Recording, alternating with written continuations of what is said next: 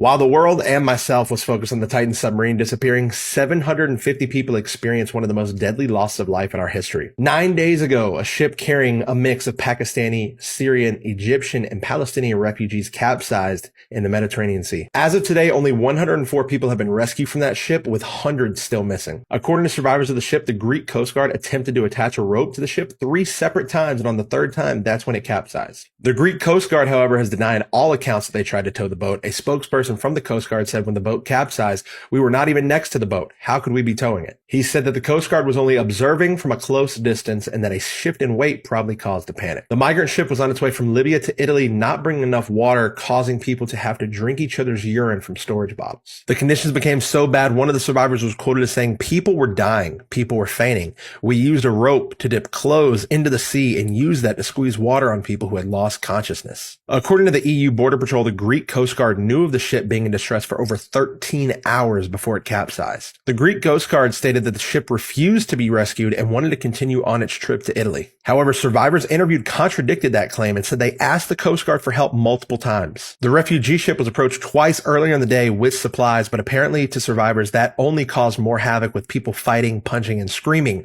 trying to get the supplies. The ship reported to sink at 2 a.m. with the Greek Coast Guard not approaching the vessel until 3 a.m., an entire hour after people were already drowning. Who do you guys think is to blame? It's coming from the migrant side, the Coast Guard, and now the EU. Everybody has a different story. Leave it in a comment down below. And if you guys like this kind of news, please hit that follow button. Stay up to date.